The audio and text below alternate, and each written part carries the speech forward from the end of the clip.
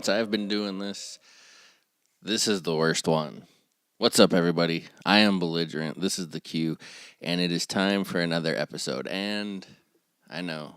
Before we get started, this is not, another curmudgeon episode, but we got to call it what it is, okay?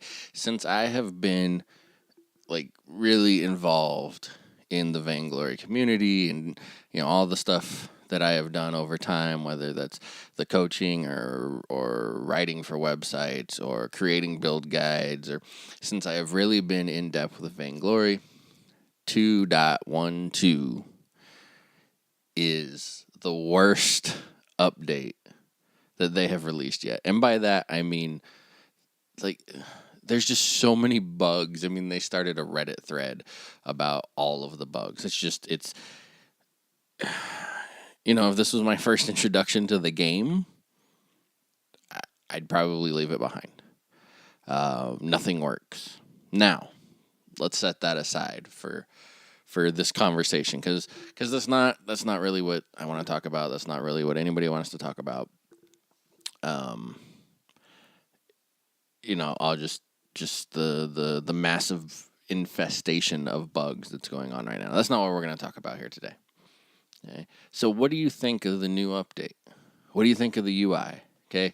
So let me give you some thoughts on the UI. I really like the new look. I really like that the home screen has the play button. I hit play and I get all my choices. I love that. In fact, I believe in another episode, I compared AOV to Vainglory, and that was one of the things I pointed out, that just right from the home screen on AOV, I can start up a match, and Vainglory has that now. Personally, on the home screen, I think they should just get rid of the play button and just put all the game options right there on that big giant empty space that is just, I think it's the Storm Queen or whatever her name is. It's like on my iPad, it's just like this big giant space of emptiness. But hit play, get the options, and go. I love that. Love that. So I think the new UI looks good. It's an upgrade over what we had. It's clean. I like the new skin page that shows you everything that you've owned, dims them out if you've already owned them. They're highlighted if you need them. I own all of the skins. Except for the new alpha skin. I got the new Kestrel skin in a box. I haven't got the new alpha skin yet, and since the only way to get the alpha skin at the moment is the bundle that comes with Kestrel, and I don't need the Kestrel skin, I haven't got the alpha skin yet. But there was a bug that when I went to the skins page, it showed that I didn't have any of the skins, so I got to actually see what that looked like, and that was nice. It was every skin, and right under it was the price, the ice price, the opal price. That was great. So I like that.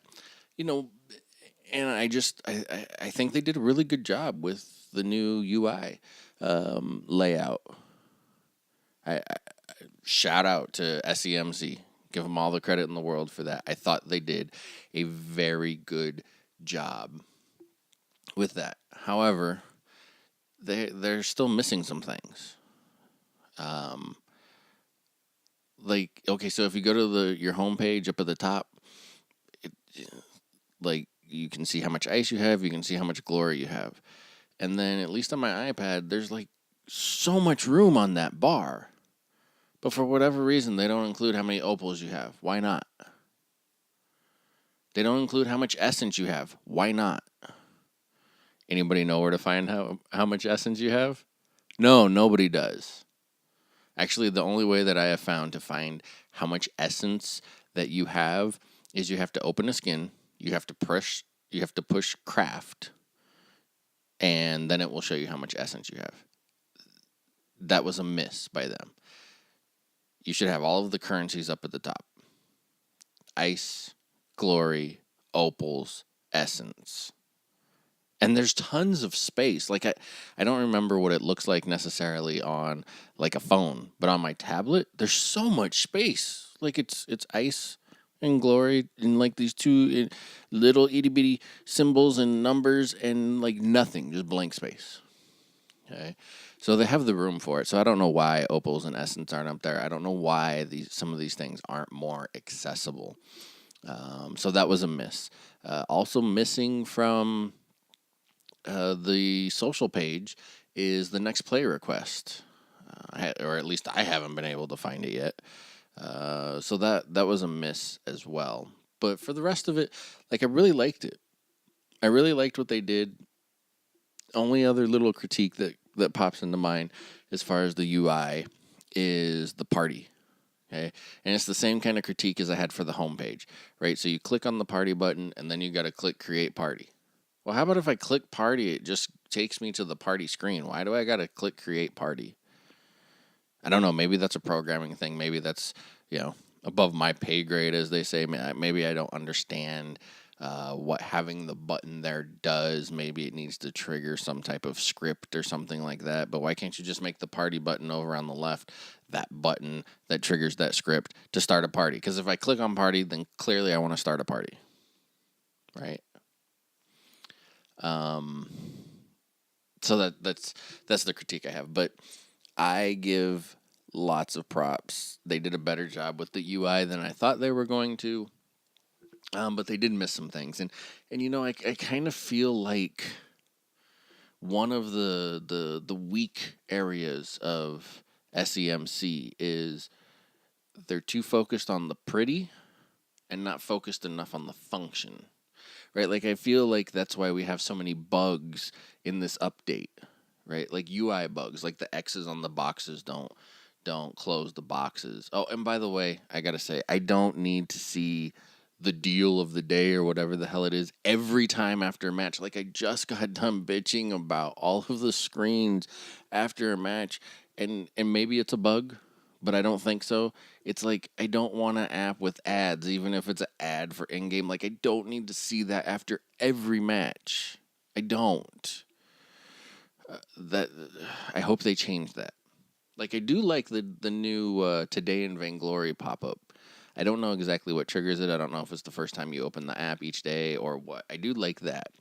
But I don't like this whole, hey, here's a deal after every match. I don't like that. Take that away. But we have all these bugs, both in the new 5v5 mode and in the new UI.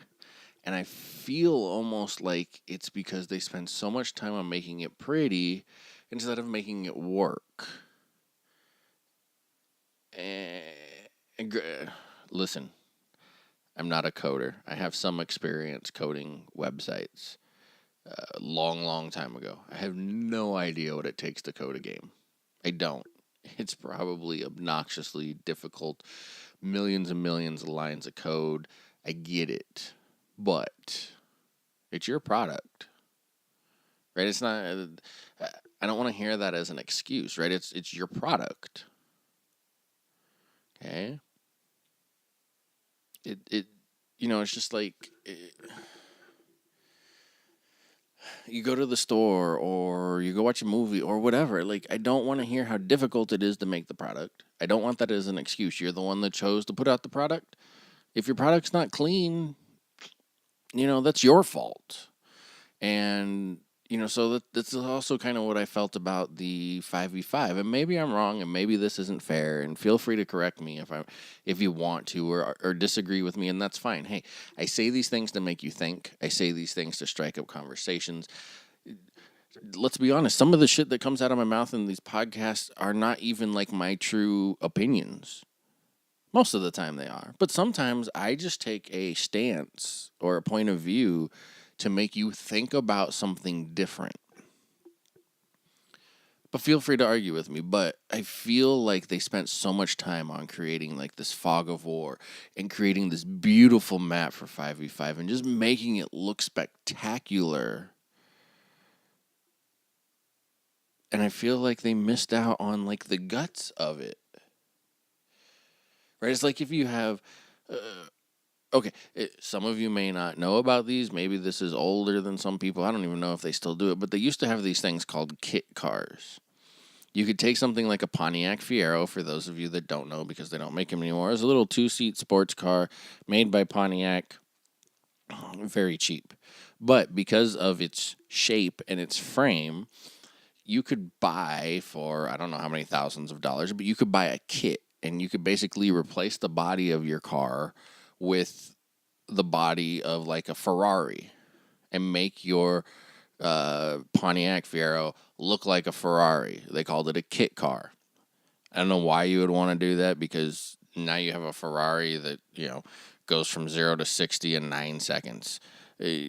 But it's like, if you have all the looks, but there's nothing inside, right? You got to focus on the guts. So anyways, let's get into 5v5. What do we think about 5v5? Here's what I think, minus the bugs, okay? I really like 5v5. I think they did a very good job of it. I feel this kind of reminds me of, and I don't know why it pops into my head because the saying is not quite right, but right now the 5v5 experience for me feels a lot like the Joker from the Dark Knight movie, Heath Ledger's Joker, where he goes, I'm like a dog chasing tires. I wouldn't know what to do with them even if I caught one. When he's talking about everything being chaotic and having a plan and stuff like right now, it's just like everybody's running around and nobody knows what the fuck is going on in 5v5. So that's got to settle down a little bit. But I really like the 5v5 experience. There are some things that make it very unique, like running with the water and running against the water, slowing you down, speeding you up. And it even took me a minute to realize that there's 2 separate flows. So they flow from the middle out. And if you're running against the water, it slows you down. I think that's cool. I think they did a really good job with it. So one thing that I have noticed or come to realize, or at least my perspective right now, is that one thing that 5v5 is showing me about like the Vainglory heroes, because they weren't ever created for 5v5. They were created for 3v3. There seems to me to be a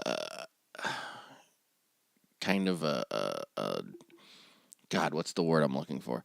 There's a void where you have like specialists. There's a void where you have special items, especially now that they changed the way that Stormcrown work. Like Stormcrown used to be kind of your jungle item, right? Help you get through the jungle quicker. And now it's like this damage over time thing.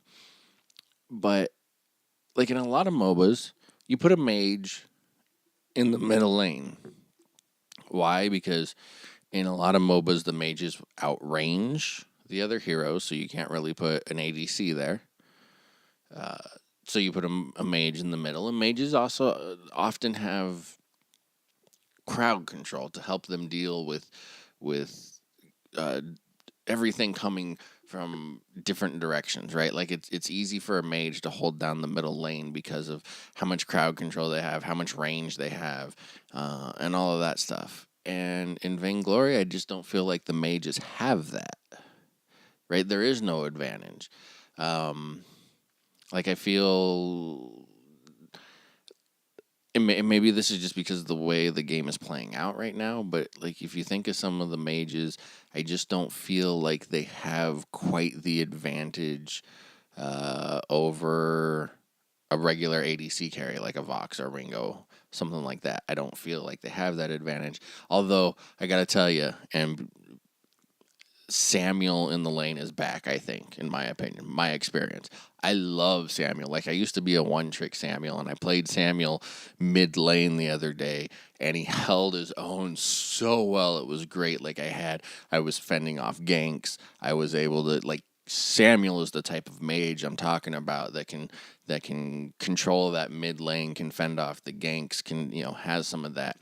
And let me tell you how difficult it is to kill Samuel once you get the Eve of Harvest online and you're getting that splash damage from the Malice and Verdict while 3 or 4 guys are chasing you in 5v5. Oh my god, that's so nice. So Samuel in the lane is back, and that was lovely. But I feel like there's just not enough specialists in the game. Like Saw. Saw is actually back and strong, and Starboy made a comment on Twitter, which I almost kind of sort of agree with, except for the fact that I like to play Saw, is like delete Saw, because Saw feels really strong in the 5v5 meta right now, because he can just push. And that's what you want from an ADC, is somebody who can just push, right? Rona, super strong. Rona is going to end up being one of the most meta top laners, where you're supposed to have that tank, that bruiser that can just hold your own. Like Rona in 5v5 is really strong right now. Again, my experience, I don't play at the highest levels, and right now it's casual, so levels are all over the place. But I have had a lot of success with Rona. Koshka to me feels really overpowered right now. Like really overpowered right now. Like I was in mid lane the other night and full health, and she destroyed me in like 3 hits with a crystal bit and an energy battery. Like Koshka's a little strong right now. That's a little insane. I got to tell you, one thing that I like but dislike at the same time is the Fog of War. And I don't know if it's the Fog of War or it's the map itself, but like the Vainglory, one of the things I used to love about Vainglory was the map was so colorful and vibrant, and now it feels dark and gloomy, and like somebody needs to turn on the lights. Like I wish there was a way to make the map brighter and feel more Vainglory, but still have the Fog of War. And I'm sure there is. Like some artist somewhere has got to be smarter than me and can figure that out. But I feel like the map is just really dark. Okay? Some other things that I feel like the cooldown on vision needs to lower, because you don't have scout traps anymore. It's kind of really bad in the way that you can just destroy people's cams all the time. It's just kind of... I'm not digging the vision game right now. I understand it. I understand why it's so long. I understand, because everybody in the game now gets free vision. I wish they would go back to, or even do what like other MOBAs do and have wards that you have to buy. You can still buy a flare gun. That's nice, but I don't know, the camera thing. One of my friends the other day said that cameras don't really feel like they fit into the Vainglory world very much. Of course, my response was, "What? They don't have cam girls and on the on the Halcyon Fold." But hey, that's probably inappropriate. Besides the point, but just it's too slow for me. And you know what? The movement feels a little slow. I don't know if anybody else feels that way. I didn't look at any update notes, so I don't know if movement speeds were pulled back a little bit or something, but I just feel like I'm always running through mud on the 5v5 map. So, those are some of my critiques. One thing that I got to say is just relax. Everybody relax. Like I had one of my friends just like losing his mind the other day because of all the quote unquote idiots that he was getting in 5v5. Just relax. Nobody out there knows what the fuck is going on in 5v5 right now. Everybody's running around trying to feel their way through it. Nobody knows. You got to remember, for a lot of these Vainglory players, this is their first MOBA experience. It's not like everybody has League and Dota and Smite and all this other stuff, all of these other experiences. So you just got to relax and let people understand. Look, and there's no pro play right now, right? There's no VG8 right now for people to watch and learn how to play. So you gotta give it some time, some time to mature and for people to learn what's going on. But I minus the bugs, I really think that this is a very strong release for SCMC. I really feel good about Vainglory. I'm not gonna harp on. I think there are some serious balance issues, but I'm not gonna harp on that too much, especially because I'm part of the PBE and I just haven't been able to participate, to be honest.